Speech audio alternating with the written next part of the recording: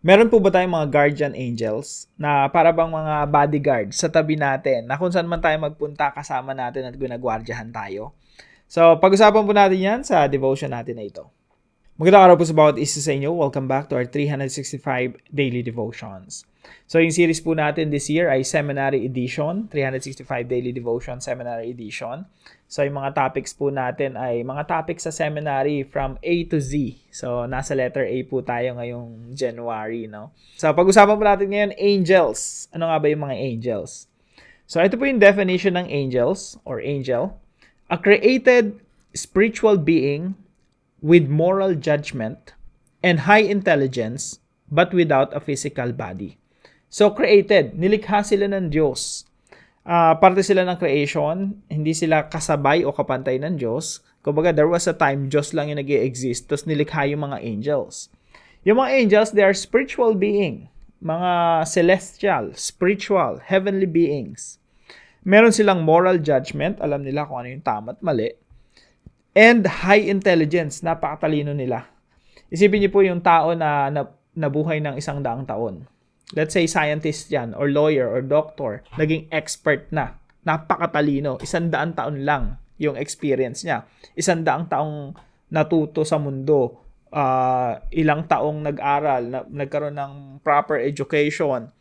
At sumobra yung talino. Talagang tumatalino ng husto. Imagine mo yung angel na yung mga anghel na naririto na since time immemorial, hanggang ngayon buhay pa rin. Isipin niyo po kung gaano katalino yun. Everyday natututo sila. Everyday nadadagdagan yung kanilang kaalaman. Kaya, nung nilikha sila, they were highly intelligent beings, tapos natututo pa sila, hindi pa sila namamatay. So, talagang sobrang tatalino nila. So, a created spiritual being with moral judgment and high intelligence, but without physical body. Pero wala silang katawan katulad natin. Now, yung verse po na ating aaralan, magmumula po sa Hebrews chapter 1 verse 14. Sa Hebrews po kasi, may mga tao kasi masyadong mataas yung tingin sa angels eh. May mga taong sumasamba na sa mga anghel. Pero sa Book of Hebrews, ang itinataas doon si Kristo. At yung mga angels, sinasabi na ng Book of Hebrews, mas mababa sila, utusan lang sila ng Panginoong Jesucristo. And then dito sa verse 14, sabi dito, are not all angels ministering spirits sent to serve those who will inherit salvation? Bakit kailangan masyadong i-revere or para bang, almost sambahin na yung mga anghel? Tagapagsilbi lang naman sila, mga sinusugo sila ng Diyos para pagsilbihan yung mga mananampalataya. Ano ang mga anghel kung ganon? Sila yung mga espiritong naglilingkod sa Diyos at mga isinugo upang tumulong sa mga magkakamit ng kaligtasan. So, ginagamit sila ng Diyos, sinusugo sila ng Diyos para tumulong sa mga mananampalataya.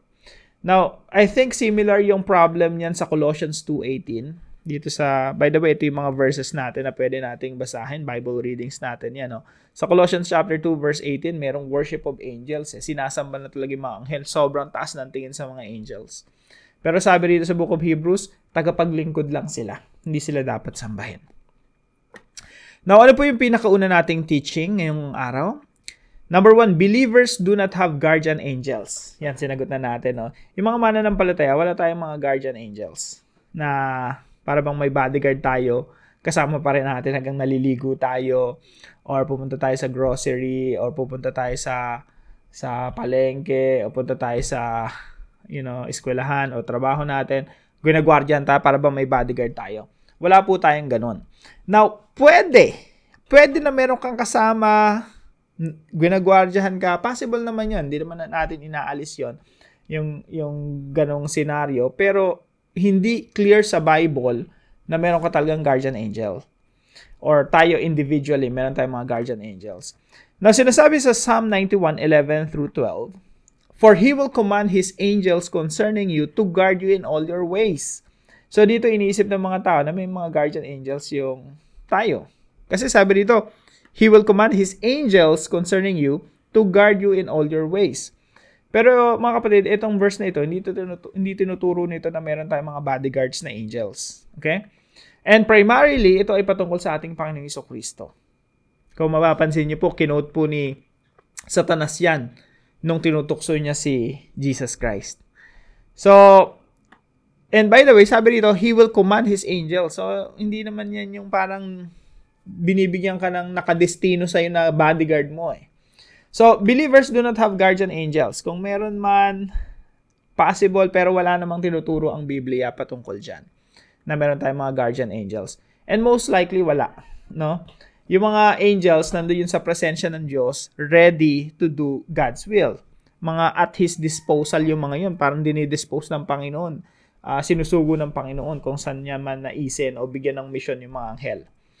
Now, pangalawang katuruan, mahaba po itong topic na to, no? Kaya naglagay lang ako ng mga verses dito.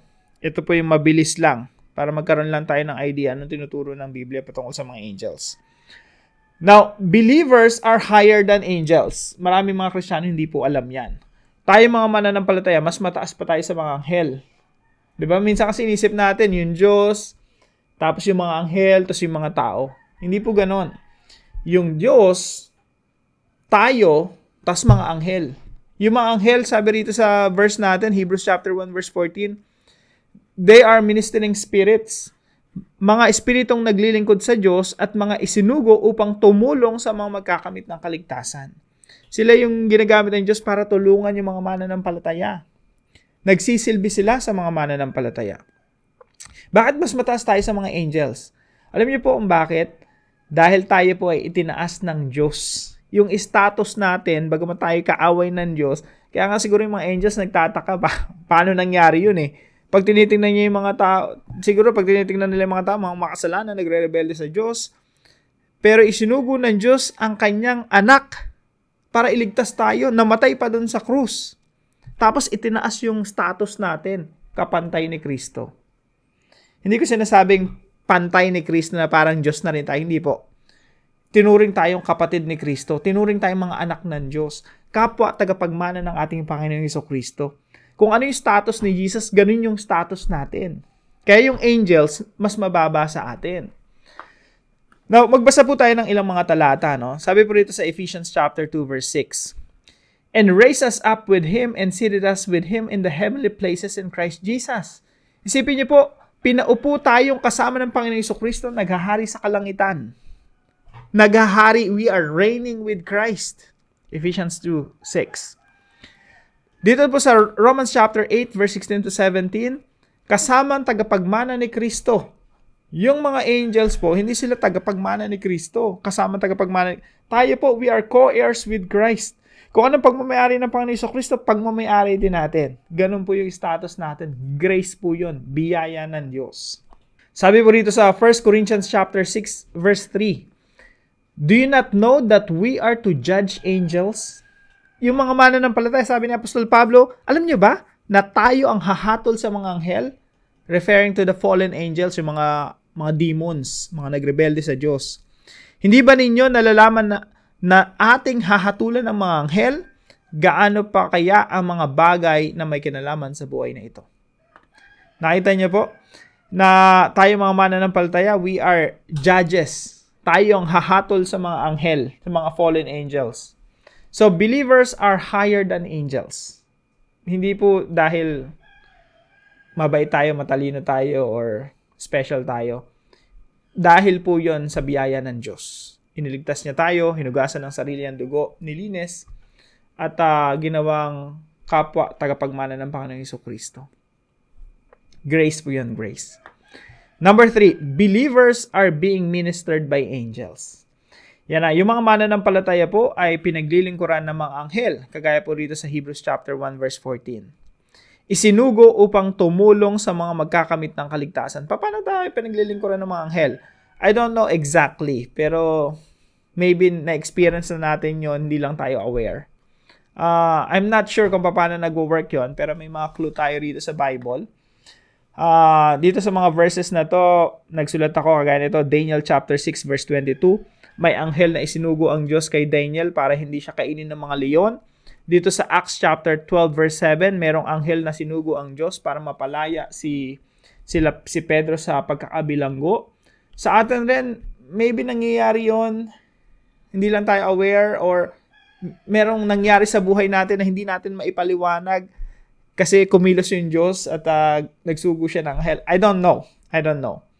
Pero ang masasabi ko lang, they are ministering spirits. Sinusugo sila ng Diyos para tulungan ang mga mananampalataya. Now, paano po natin ito i-apply sa ating mga buhay? Application number 1, let's treat angels as servants of God. Tratuhin po natin yung mga anghel. And by the way, itong picture na ipinapakita ko sa inyo, ito ay picture ng isang anghel as imagined by AI, artificial intelligence. So hindi talaga ganyan itsura ng anghel. Imagination lang yan ng artificial intelligence. Pero kahit ano pa man ang itsura nila, tandaan natin, they are servants of God, ready to do God's will. Lagi silang at His disposal, at the disposal of God. Para bang nag-aantay sila sa utos sa kamay ng Diyos na do this, at gagawin nila yon ora mismo. They are servants of God, sinusugo ng Diyos para tulungan tayo o para gampanin ang misyon na ipapagawa ng Diyos sa kanila. Number 2 po, do not fear fallen angels or demons. Yung mga demons, mga fallen angels, hindi natin sila dapat katakutan. Bakit? Kasi ang status natin, status ng Panginoong Jesucristo, ginawa tayong mga anak ng Diyos, kapatid ng ating Panginoong Jesucristo, kapwa tagapagmana ng Panginoong Jesucristo, pinaupo, seated with Christ, pinaupo kasama ng Panginoong Jesucristo ang naghahari. And we are to judge angels. Tayo ang maghuhukom, huhusga at hahatol sa mga anghel. So do not fear fallen angels or demons. Kapag protektahan ka ng Diyos, ikaw ay anak ng Diyos, walang magagawa sa iyo ang kaaway. Hindi ka kayang lupigin o agawin ng mga demonyo sa kamay ng Diyos. We are protected in Christ. We are protected by the Holy Spirit. And we are protected by God Himself. So, do not fear fallen angels or demons. Huwag kang matatakot sa mumu, multo, kapre, tikbalang, aswang. No? Hindi yun kinakatakutan. White lady, black lady, duwende, etc. Number 3 po, pray to God often and directly. Hindi po tayo sumasamba sa anghel, tumatawag sa anghel, nananalangin sa anghel, lumulod sa mga anghel. But rather, we pray to God often. Ibig sabihin, madalas tayong tumatawag sa Diyos. Hindi tayo tumatawag sa... Parang ganito lang po yan eh. Isipin natin, si Lord, siya yung master. Hindi kikilos yung mga anghel hanggat walang sinasabi yung master. So, there's no point of commanding angels.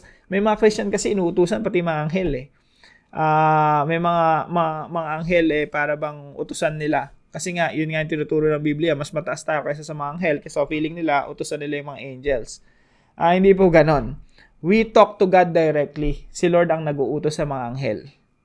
Kagaya po sabi rito sa verse natin, ano? Sila yung mga espiritong naglilingkod sa Diyos. Sa Diyos sila naglilingkod. Ang Diyos ang sinusunod nila, hindi tayo. So, pray to God often and directly. Direct tayo sa Panginoon. Si Lord yung bahalang kumilos sa atin. Si Lord yung bahalang kumilos sa sitwasyon natin. Kung kailangan magpadala ng angel, I don't know kung paano mag-work yun. Pero naniniwala ako, kumikilos ang Diyos at may mga spiritual beings talaga, may mga angels talaga na nag-work behind the scene.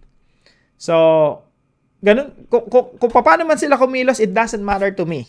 No, hindi ako tumatawag o nananalangin sa mga anghel. Kailangan natin manalangin tayo sa Diyos directly. At dalasan po natin yung pananalangin natin sa ating Diyos.